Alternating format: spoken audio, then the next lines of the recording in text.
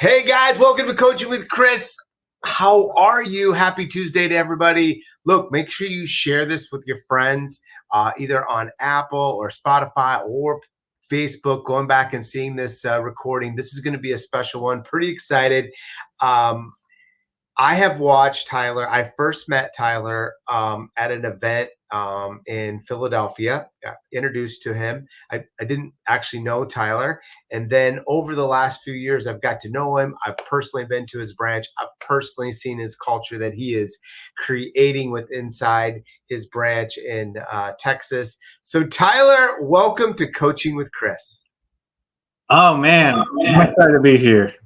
And I've texted you probably like 3 times already. Like, man, I'm excited. I'm ready. So honored to be on. Glad to be here today. So go easy on me. I will go easy on you.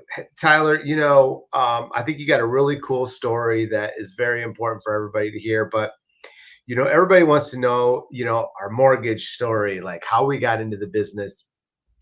And I always tell everybody, I feel like mortgage finds you. We don't find mortgage. But like, how did mortgage find you? Well, I applied for a mortgage and got denied. What?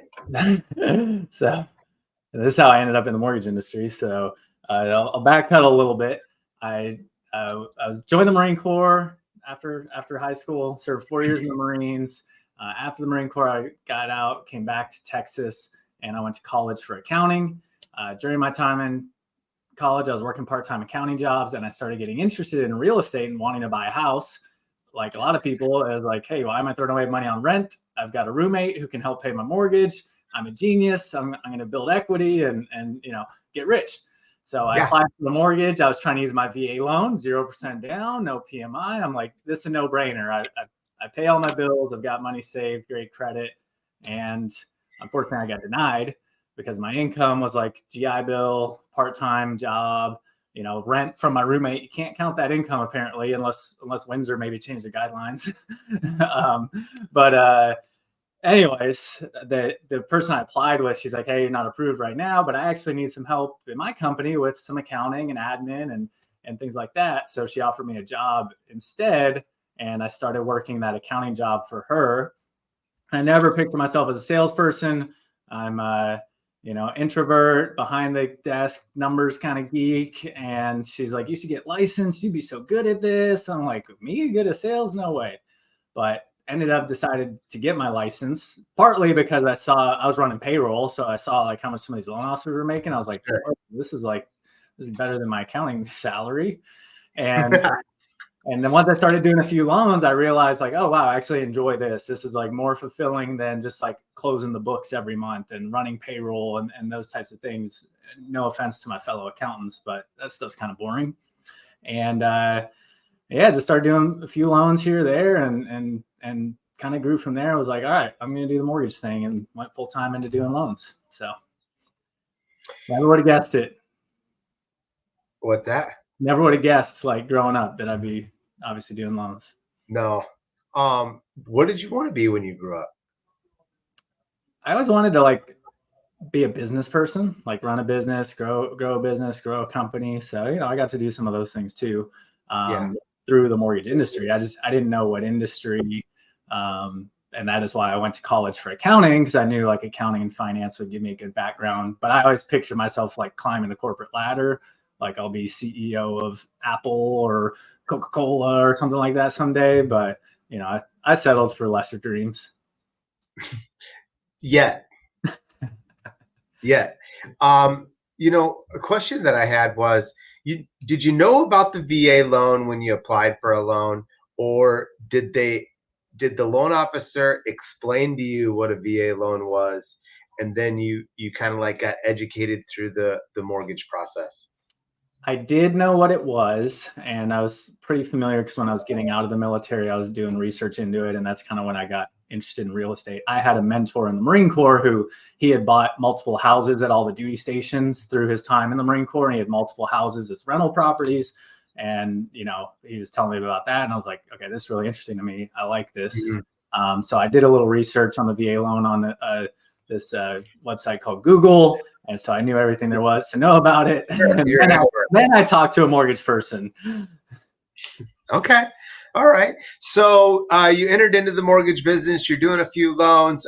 Are you kind of in a retail model, or what's that model that you started off in? It's a broker model, yeah. So they were a mini core, small company, about 15 to 20 people total, and most of those being loan officers. But it was nice because I got to learn the inner workings of the whole business, being their accountant person. And I started there in 2015. So at that time, TRID was coming out and all the changes with disclosures and compliance for that. And I was dealing with warehouse lines and just, obviously disclosures, closing, post-closing. So I got to kind of experience all pieces of running the company. And then, segueing into the next topic of then starting my own brokerage, because I was at that company for a short period of time. It was like a year and a half. And I'd only closed 12 loans under my own name. And I was like, I could do this better. Let me go start my own company. Gosh. Okay.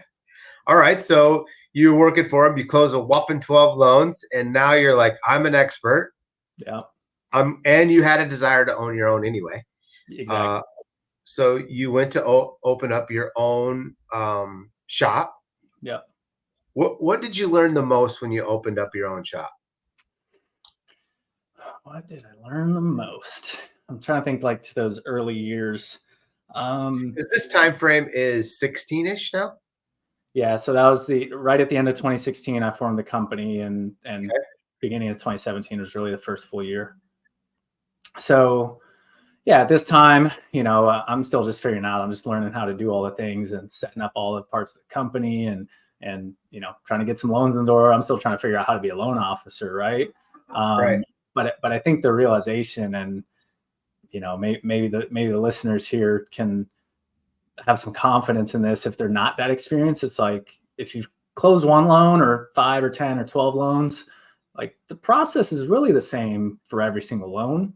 And you don't have to be an expert and close thousands of loans to be a good loan officer, because I know plenty of good loan officers who've only closed a few loans and they're newer. But it's the problem solving skills. It's the thirst for knowledge, and I'm going to find answers, and I have resources to find those answers. I started my own brokerage. There's no company for me to go ask questions to, or who does this, or how do I do that? So, luckily I had great, wholesale lenders and other mentors who I could reach out to and ask these questions. So I think that realization at that time is hey, I can do this. I can figure this out if I'm willing to put in the work to figure it out. Yeah. So you open up your own company, everything's going good. Then what happens? Well, as I kind of mentioned before, my goal was always to be big CEO, have, big company, whatever. I just had these big dreams and stuff. So when I started my company, I knew I didn't want it to just be me as a one person, self-employed, and just me doing loans for the rest of my life. I wanted to kind of build a team, and I don't know why, but something within me just wanted to have this big community around me. So that's when I started hiring loan officers and bringing other loan officers in. But even from the beginning, when I started the company, I set up the foundation and the processes, and just really try to lay the structure, knowing that I'm going to add new loan officers over time. And, I want to grow into something bigger than myself. So now, when did you actually make the transfer then into your current company today? So from that time in 2017 all the way till the end of 2022, I grew NXT Mortgage, which was my brokerage. We continued to kind of double every single year, add more loan officers. Obviously, we got some of the benefit of the refi boom, Sure. but a lot of the growth was also new loan officers who joined our company, and I trained from the ground up. I was like, hey, here's what I do. Just copy what I do. You can do it too. And because it was hard to recruit experienced loan officers. They don't want to come work for the guy who closed 12 loans. Yeah, that 6-year period was NXT by itself. And, I got to deal with all the struggles of growing a company and being a business owner. And after some time, I realized okay, maybe it makes sense for me to, focus on my highest and best use. And a lot of these things that are starting to consume more and more of my time as we grew, I wanted to get those off of my plate, as well as provide just better support and a better platform for my loan officers so they can focus more on sales and developing themselves. So we made the move to join UMortgage at the end of 2022.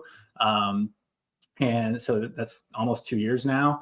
And that's been a great transition for us. Since that time, we've been able to continue to grow by adding more loan officers, our existing loan officers who are with us, able to continue to grow more production. We're really focused on developing our current LOs.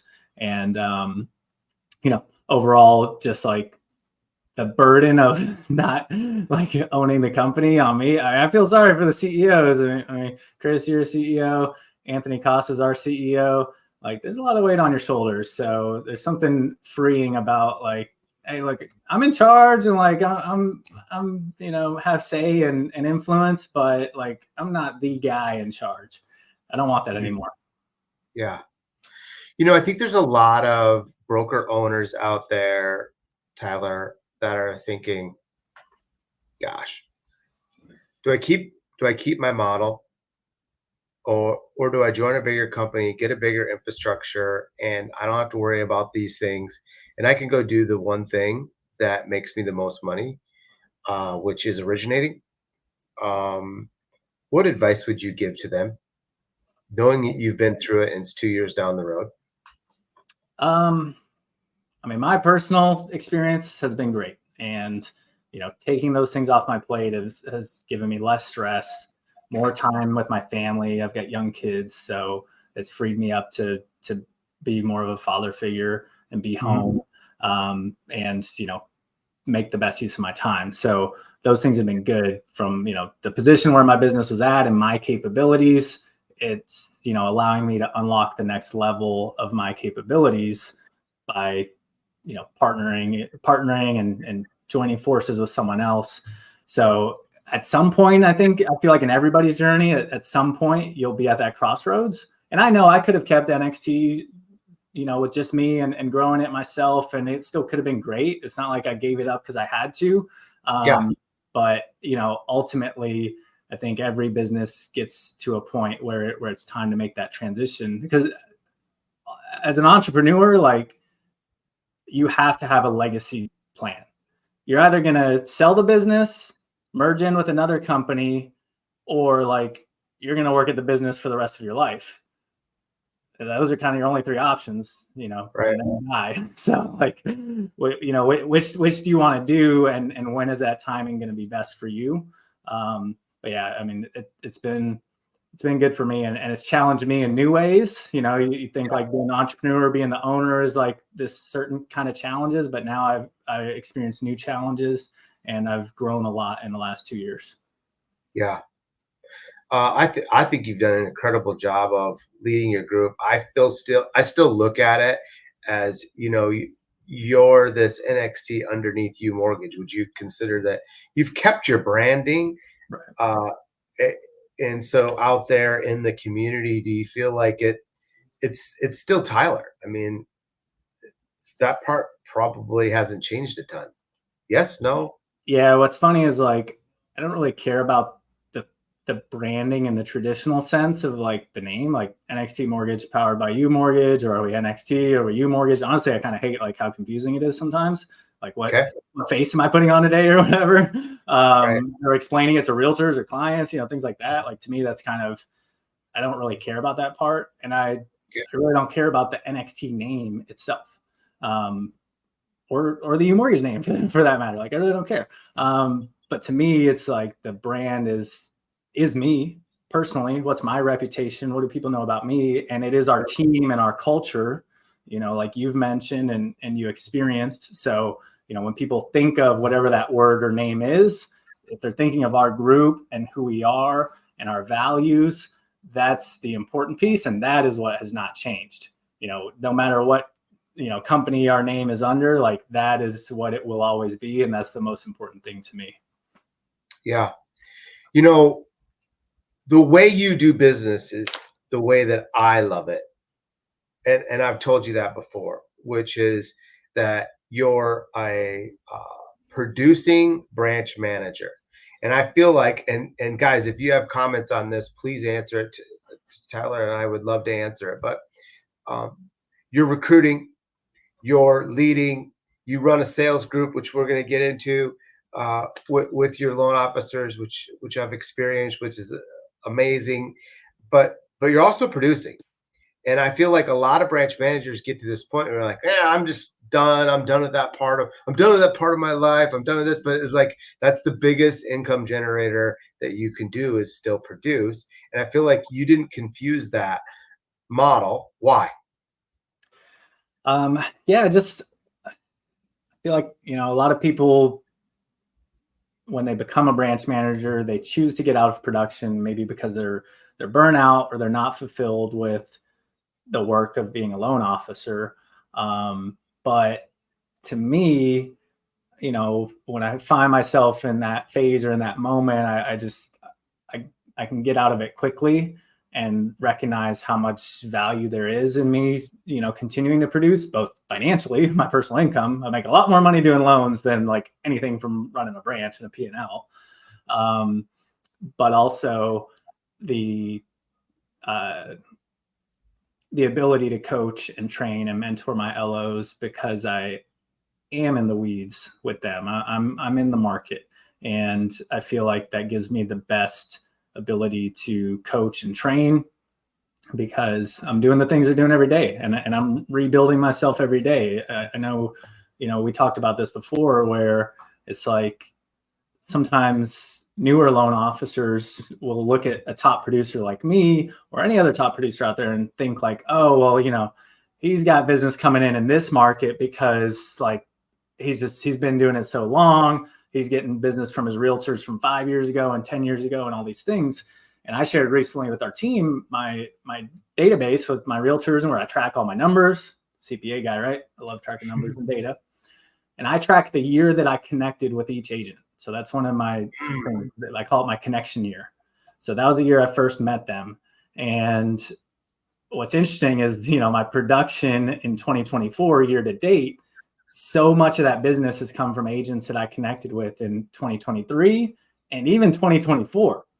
I've done more business with agents from 2024 than from agents I had in 2018 and 2019.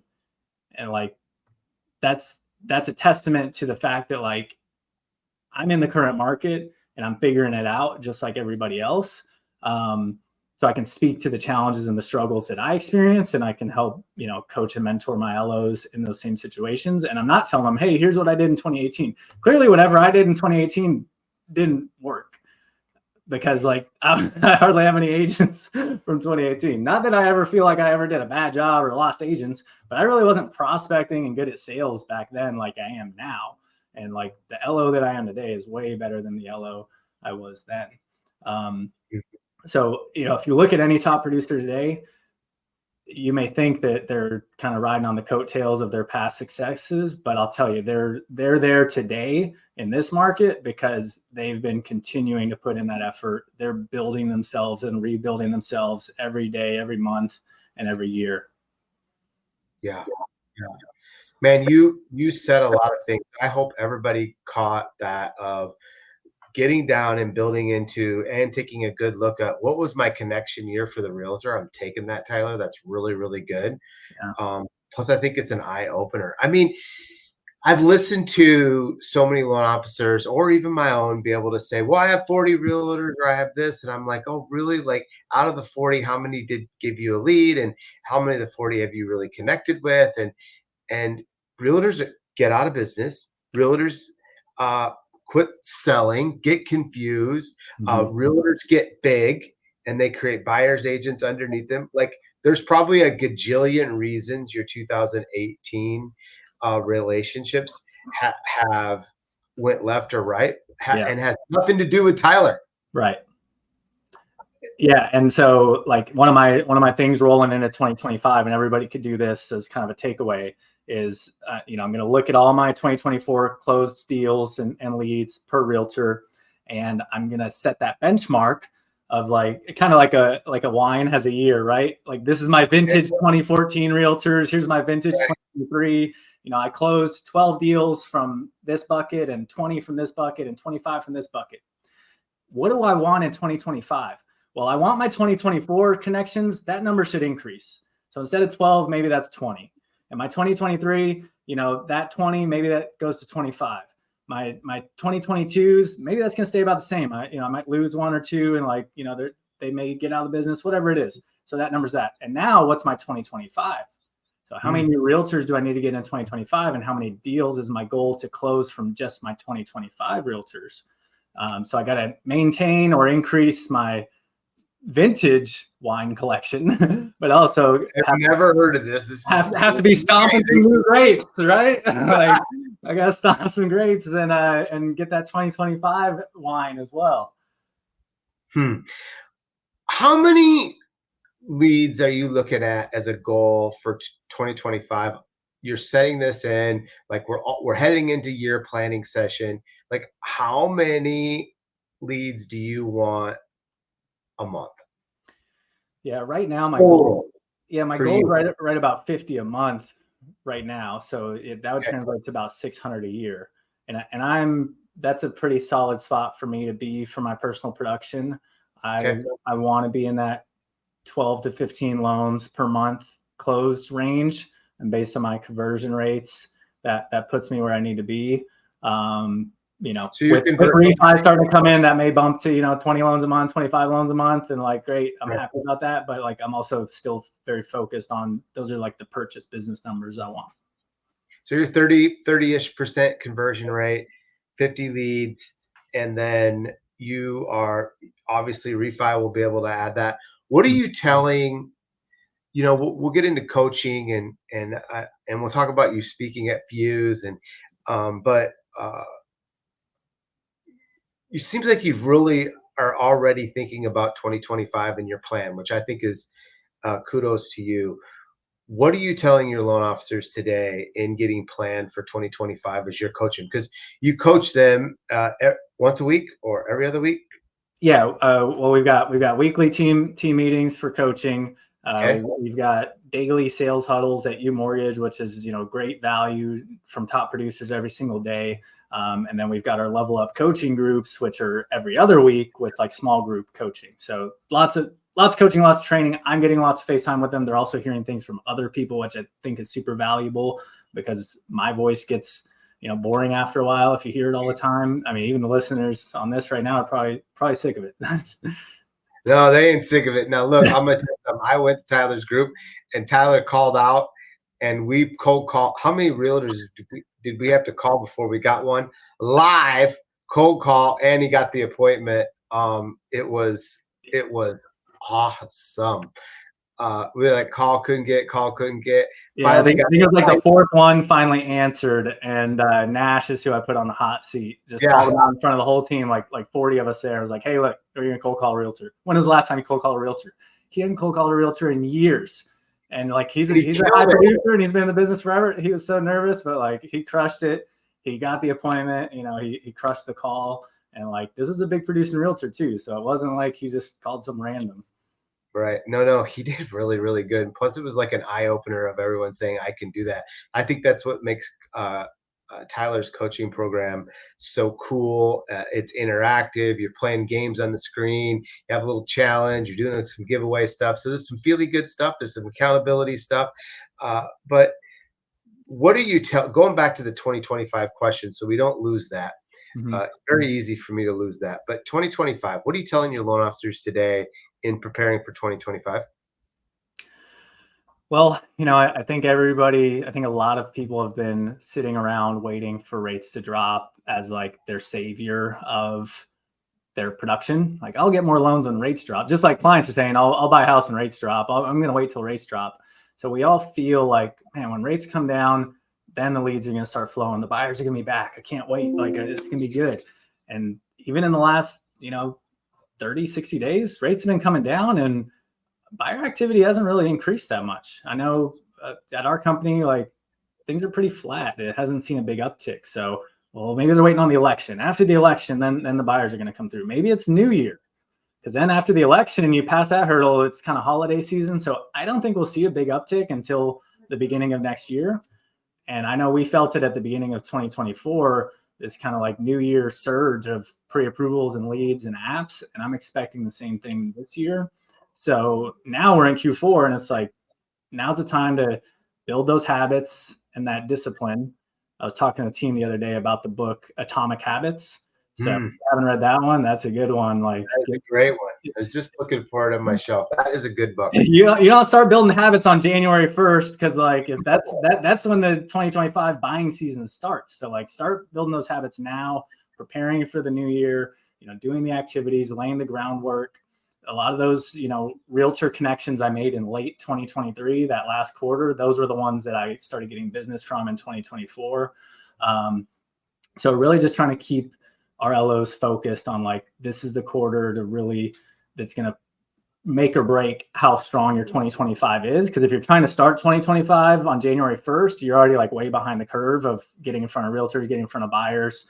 And like, it's already going to be well past you. So, not so focused on the rates and the market and when are they coming down, and just stay focused on what are you doing?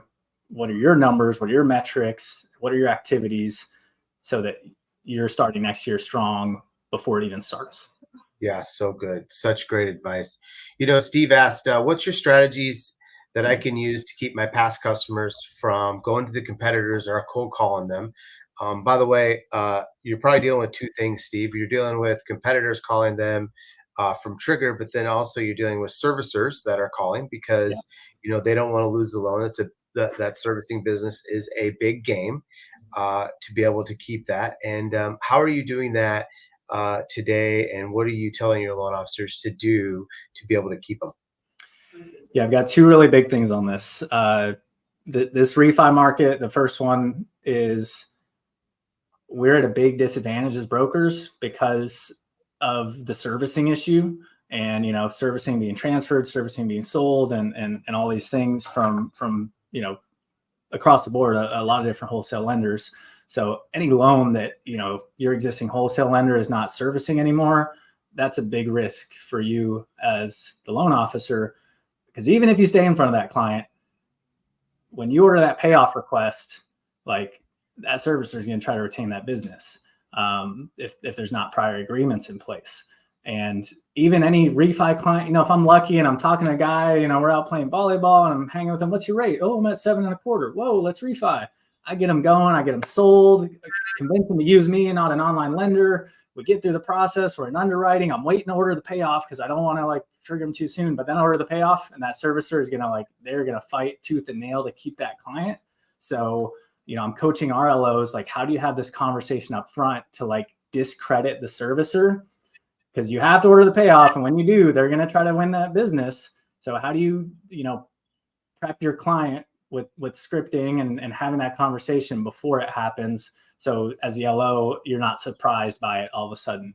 So, it's going to be hard for us in this refi market to compete with just all the trigger leads and servicers and everything out there. So another strategy there, and the big number one, you're prepping the client. Yeah. Number one, prepping the client. But number two is like the value of your database right now. And every loan officer here, I'm sure when they're talking to a client, when they're talking to a realtor, they talk about, the client for life, like I'm going to help you here and there. And my service doesn't end at the closing table. And then all of a sudden, all the promises. And when was the last time you talked to this client? Oh, it's been a while, like 3 years go by, you didn't talk to the client ever again because you're too busy focusing on getting the next business, which is great. You got to be doing that, but you also need to be focusing on the database.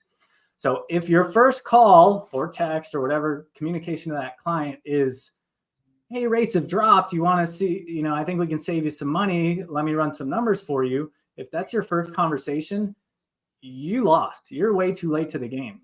Your conversation should be, hey, Chris, man, how about that game last weekend? I know you're a big insert team name here fan. Tyler, let's talk about that. I am a Chiefs fan. I know you're a Cowboys fan. So, yes, that was a great game. We've had some nail biters, but we keep winning. How's your team? Hey, my team's looking good, man. We're already in playoff form. Is what I saw. Okay. Well, we got to have some fun on that. I saw a video like pulling out my new Chiefs jersey, and it was a referee jersey. Yeah. Okay. We're going to the ref deal. I see. But you're saying start the conversation on something as a personal matter or something that you remember when you originated a loan, not just on rate. Yeah. I mean, I want to refinance you in 12 months. If I'm reaching out to you in January, hey, rates are coming down, we're almost there, be in touch soon. And then in March, hey, man, I think we're there. Could we run some numbers? Rates just dropped more. Let's run some numbers. I think we can save you $300 a month and cover your costs. If that's my communications, like that's transactional and you're only in it for yourself. And that doesn't feel like a client for life. I know you feel like you're giving this great service. Like, man, I'm helping them save money. I'm staying in front of them. I'm letting them know what's going on with the market, but you're not building a strong enough relationship because it's just about the numbers. And if it's just about the numbers, there's an online lender, there's a loan servicer, there's a million other solicitations in the mail that have a lower number than your number probably. And, so there's competition out there on the number. But if you're building that relationship with them continuously, checking in with them every month, checking in with them every 2 months or every couple of weeks or something comes to your mind that reminds you of them. Like I have this thing where when I get a client, especially with a common name, I'll type in a search. Outlook email search is the worst thing ever because I'll search Chris trying to find an email about the link to open up this webinar today. And it pops up like 16 other emails from Chris's 9 months ago and like literally nothing with you in it, even though I just emailed about this last week. That's my opportunity where I'm like, oh, Chris Johnson. Hey, Chris, man, I was looking for someone else in my pipeline, in my emails today. Your name popped up. How's it going, man? And like, I have to know these things about my clients. So I try to learn something about them, favorite sports team, where they grew up, college, something that's important to them. Ford is the family, occupation, dreams, can't remember the R, relationship, can't remember. But these important things about them, to know something about them and try to find those opportunities to reach out to them when it's not transactional at all. There's nothing about numbers, nothing about refinancing. You're just checking in with them. Yep. If we can start doing that is the winning strategy to nurture this database and not risk losing those clients to the solicitors and all the other companies out there when the time to refinance actually comes around. Yeah, you got to build loyalty. I think many businesses are really good at building loyalty, and it just doesn't start by calling them, offer them a lower rate. It is part of a process. Steve, look, Tyler said something that's super important, which is, at a disadvantage, but you're also at an advantage because you're getting paid to sell part of the servicing. So part of your great price that you receive is part of the servicing and part of it is for the actual security of the loan. So between the two of them equals great price to that borrower. And we're seeing a lot of originators, creating a dual different comp plan for these streamlines, which I think you're going to see out there in the industry. But it's not about price. Sometimes it's about cost. And if we've built enough value, the cost is worth it to stay with you. But with no value, it's always going to go to price. Do you agree, Tyler? Oh, yeah. I mean, it's how many times have I heard a client say something like, oh, it's not personal. I just have to do what's best for my family. Like, it's just the numbers. And like, you've got to be able to overcome that before that even becomes a conversation. So you spoke at the Fuse. I was super excited. I got to hear your topic. I didn't even know what your topic was. And I felt like you killed it. So congratulations. Thank you. What led you to like that? You've said earlier that you feel like you're an introvert. Now I have never said yeah, Tyler's an introvert. I've never like put the two and two together. Either you've really grown, you've really worked on that, or you've changed. I'm not sure where that's at, but like, did, was it like a goal? Is it something that you want to continue to work on and do more of? Like, tell me where you're at with speaking. First, tell me when you walked off that stage, uh, what did you feel? Oh man, I felt good walking off that stage. Like I love the adrenaline rush of like being on a stage and presenting to people. I love like the prep work leading up to it. It's kind of like preparing for a game. It's like being an athlete. I love watching the film after the fact and like using that to get better and improve. Mhm. Because I was not ever good at speaking. Like I was a terrible public speaker. I was a kid and I remember there was a college speech class and like I would just turn red as soon as they would call me. I'd just turn red in the face and like could not stand in front of the classroom, like hardly say anything. So I've progressed a long way. And the cool part is the people after the fact coming up to you and like, man, your story resonated with me. Oh, thanks for sharing that. Like, oh, I learned something super valuable. And that's to me the value of public speaking in any setting. So it could be in front of, you know, the whole crowd at AIM Fuse. It could be in front of 1,000 people or just 100 or 10 or even a one-on-one or a group of 2 or 3 people, you know, out in public. So, you know, realtors, a group of 10 realtors, every loan officer should be improving their speaking skills because sales is public speaking. If It I'm on is. the phone with a client, just one-on-one, like that is public speaking. Can I convey Mhm. my message? Can I tell a story? Can I connect with them? And can I give them an actionable takeaway of, you know, what is, you know, my objective to progress this along? So, you know, public speaking has been fun. It's not something I ever thought I would enjoy or sign up for. Maybe I was like a glutton for punishment, and even at the leading up to Fuse, like I was super nervous. Right, all the night before, barely slept. The morning of, walking on stage, you're always going to be nervous public speaking. And you mentioned this when you're there. You're like, "How you doing?" I'm like, "Oh man, I'm nervous." You're like, "Don't worry, man. I am too. Every single time, I am too." And like, you're always going to be nervous. Yeah. But that's because it's important, and that's because like you want to do a great job for whatever that audience is. So loan officers who don't feel confident public speaking, I definitely recommend working on improving that skill, watching videos, getting content, getting coaching, going to trainings, and just put yourself out there in the awkward situations. Host a webinar, host an in-person event, and get that exposure. You'll get a lot better at it. And I think anytime we're challenging ourselves, we're growing, and that's what life's all about. Just growing and a better version of yourself. Yeah, I coach a group of owners, and I'm pushing them to schedule 5 speaking events. Just being able to push that through. I thought you did a great job. Going to do more of it. Yeah, definitely. I mean, if anybody invites me or wants me to come speak, for sure. I don't have anything on the calendar yet as far as like big events. I do a few local things here or there, realtor lunch and learns and things like that. Obviously, we try to host stuff at our office too. So definitely want to do more of it. And I want to finally do the presentation that I prepped for Fuse. But on the day of Fuse, for those who aren't there, I like totally called an audible and like the morning of completely changed my speech to do something different versus what I prepped.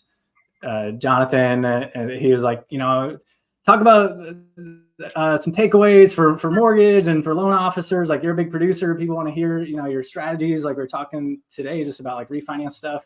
And I didn't talk about any of that on the stage. So after the fact, Jonathan was cool. He's like, it was so awesome. It was great. But I felt before I got on the stage, like the night before, I was just thinking about the event and kind of some of the circumstances. And I just felt really compelled and called to like share a different story and change my entire presentation. So I don't recommend changing your whole presentation the night before a big speech, but in my case, it worked out pretty well. And, I think it was just truly like speaking from the heart, and like, you're not presenting to like present, you're there to like, Renee Rodriguez always says this, like, you're there to serve the audience, right? Yeah. Like, what does the audience need? What does the audience want? And like, I'm a servant of the audience. It's not about me when I'm on stage. It's about the audience. Yeah, that's right. And by the way, if you want to get good at speaking, I know Tyler's done it. I've done it. I've encouraged a lot of people to go to Renee Rodriguez's event, Amplify It. Like, it will change your life. Life changing. Not only make you better if you wanted to speak, but forget that part. It'll make you a better presenter. Yeah. And presenting that in. I got another question. What qualities do you think are the important for loan officers looking to advance in their careers? Qualities. So it's hard because sometimes when you say like certain qualities, it sounds cliche. But I think that being extremely like disciplined and self-accountable. So that's having the routines, doing the things you know you need to do that most people put off. Just the small things, Atomic Habits, read the book, great stuff there. So having that discipline to do the things consistently, even when you're not seeing the results. I think the other one I kind of mentioned before was like that thirst for knowledge. So you have to want to be an expert. I see a lot of loan officers who just want the easy answer, and they don't really seek knowledge or seek the truth, and they just kind of want to be given whatever is easy at that moment. And I think if you can train yourself to go find answers, that will, serve you well. So, and then probably the last one is like the intensity to like act quickly. Urgency? Urgency. Yeah. Urgency. All the good loan officers, all the good salespeople I know, like, a new product comes out, a new program comes out, something changes, rates drop tomorrow because some data comes out. They just signed up for a new software in their CRM that does a new feature. Like, as soon as that thing happens, it's like whatever was on my day for that plan, like it could completely shift because now I'm like all in on this thing, and I'm like, okay, calling realtors, calling clients, doing this, scrubbing through these numbers and doing that. So like, I literally can't sleep at night if I'm like, man, I got to do this right now. Like, I got to get there before everyone else. I got to be the first one to do it. And that level of urgency continuously is so critical. Most of your competition out there, they're just like sitting around and waiting. They're like, oh yeah, okay, well, I'll get to that next week, or I'm just going to go hang out and relax. And like, I just got to do it. I got to do it right now. If it's on my mind, and I mean, just like the Infuse speech, if it feels important to me right then, like, I'm doing it. Yeah. A couple ones, I'm sure. Just to add on to it, you got to be a good implementer, which is what Tyler's talking about. Good at implementing, good at connecting with people and being able to connect. Rhonda is pretty kind, and you're absolutely right. Authentic, and the real deal is definitely Tyler for sure. But being able to create impact, being able to connect, I asked my loan officers today, Tyler, I said, rewrite your job description. And what was your job description when you started? And they all looked at me and they go, you didn't give us one. And I go, I know. And that's the problem. The problem is that you need to rewrite your job description and give me 5 things that are the 5 most important things for you to do your job well. And, it was very interesting to hear what they wrote down. And I think some of them are the qualities, exactly what you're talking about today. Teacher, problem solver, Yeah. Relentless,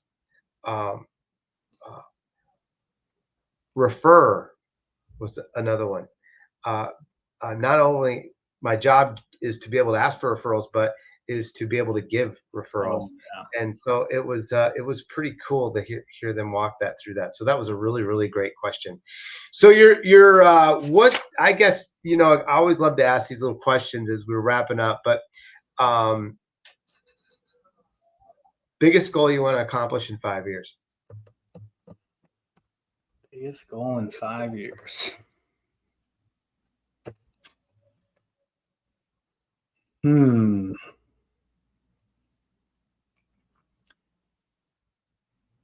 not that big on setting like a 5-year goal that is like a tangible number or target.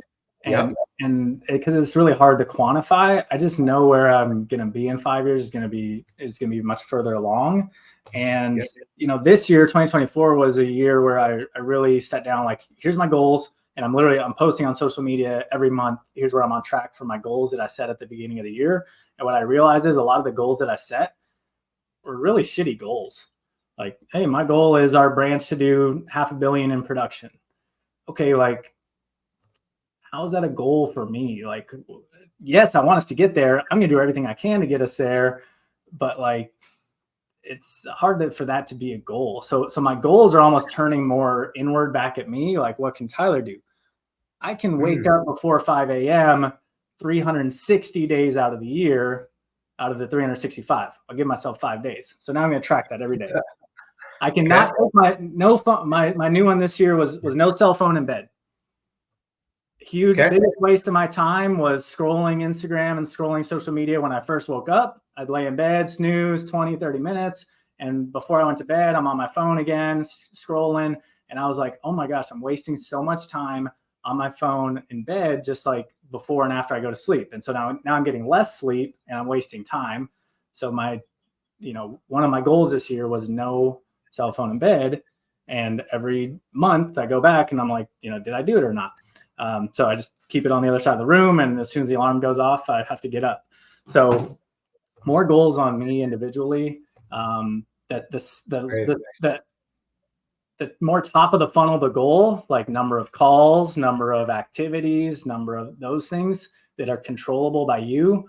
That's a goal you can actually track and achieve versus an outcome of, hey, I want to close 100 loans next year. I want to do this amount of volume.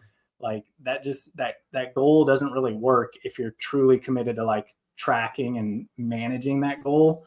You're setting yourself up for failure if you set that. So sorry, my 5-year goal is not very good. It's really good. I thought your advice was maybe even better. If you had to come up with a theme word for 2025 for you and your company, what would it be for next year?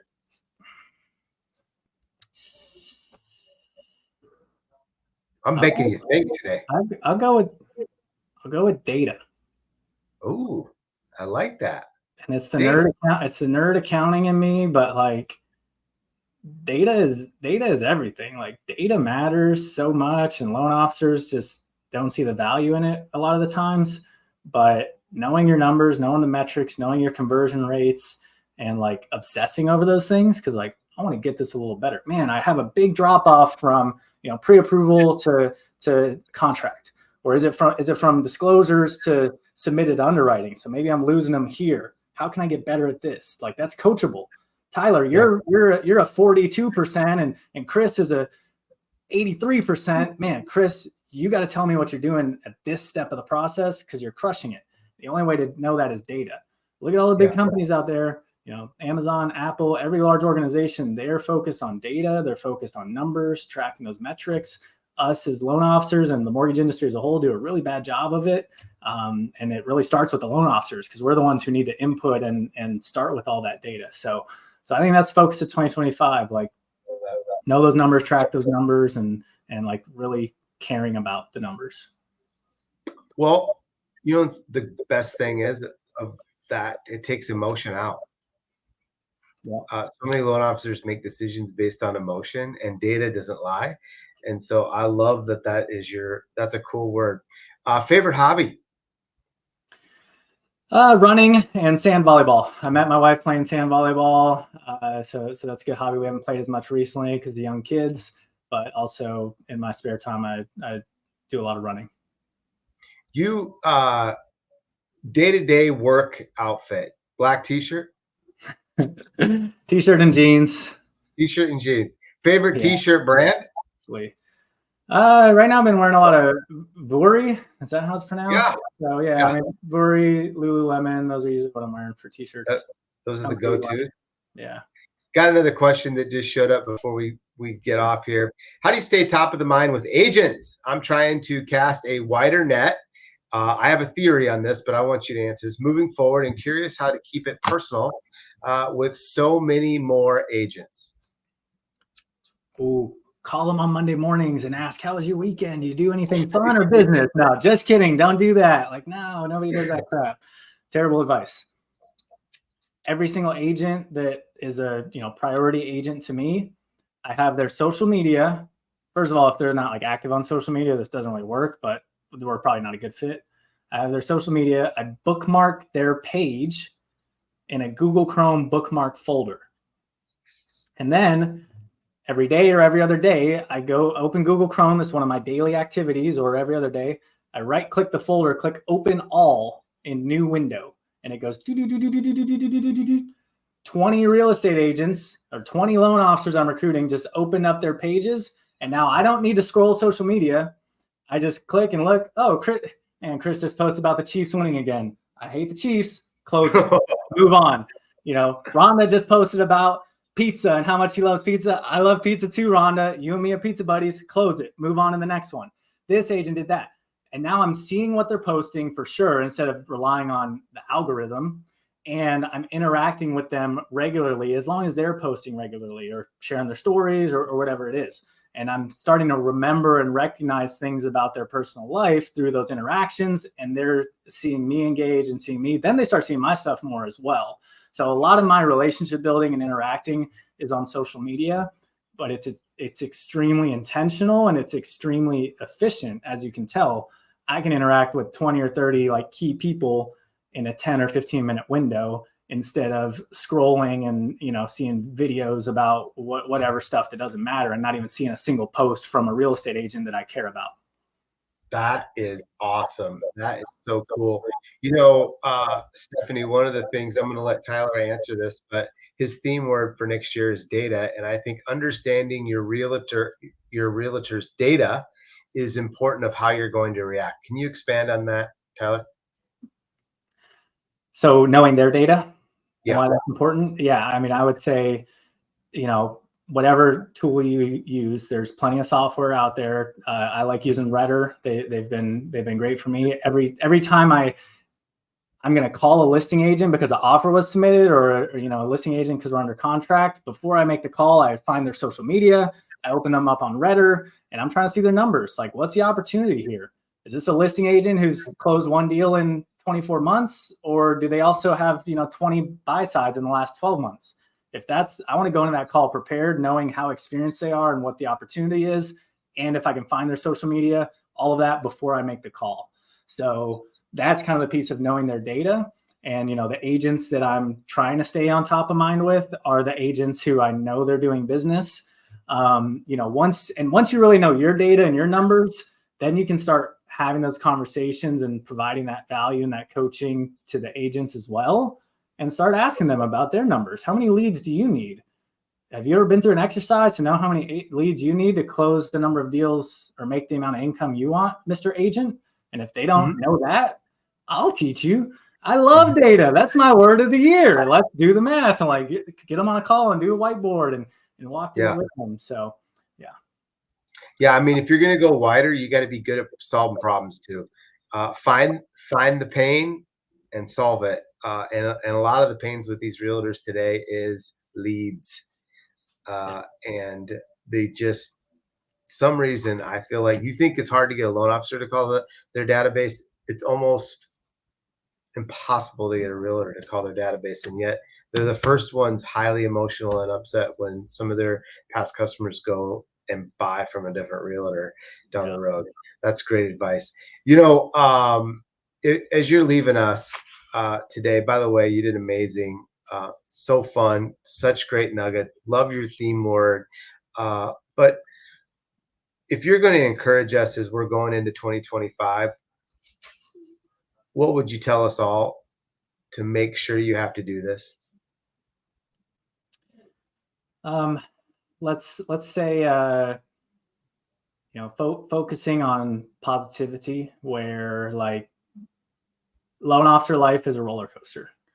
I fall into the trap. I'm sure Chris falls into the trap as well. Sure. You go to these downs and like the longer you stay in that down, the harder it is to get back up. And like the more it's hurting you.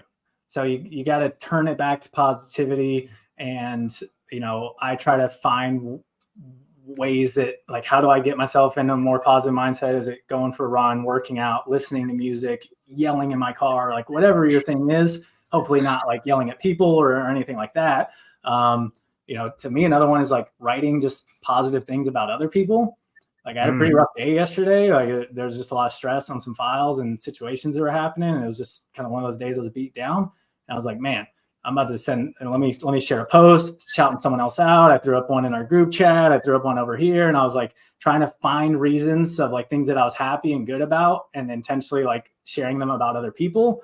And then that made me start feeling better. I was like, I don't feel so bad about how yesterday was after I intentionally did this positivity. So, the loan officer roller coaster, it's an emotional ride, and you have to know how to take yourself out of that negative mindset as quickly as possible. Yeah. Awesome. Tyler, thanks for being on. I appreciate you. I love hearing this. Is so good. I think that the next 5 years are pretty bright for you. Your branch is going to grow. There's some pretty cool things I'm sure you've got in the weeds that you're working on, and it's just fun to watch your ride. So thanks for coming on. Well, yeah, one last thing, just, thank you so much for having me here and, believing in us and investing in us and just, coming out to our office and training our team. That was amazing, and being on our daily sales huddles. So we appreciate you and your partnership. And I'm sure everybody listening, I mean, you're just a big advocate for everyone in our industry. Always providing value. I mean, even doing this, like doing a podcast and these coaching sessions, that's not easy work to stand up and do consistently. So thank you for doing that. You bet. Thank you, guys. See you later. Thanks for joining Coaching with Chris. Make sure you share this podcast with all your friends. You can go to Coaching with Chris on Spotify, Apple, or you can check this recording out. Thanks again, Tyler. See ya. Thanks.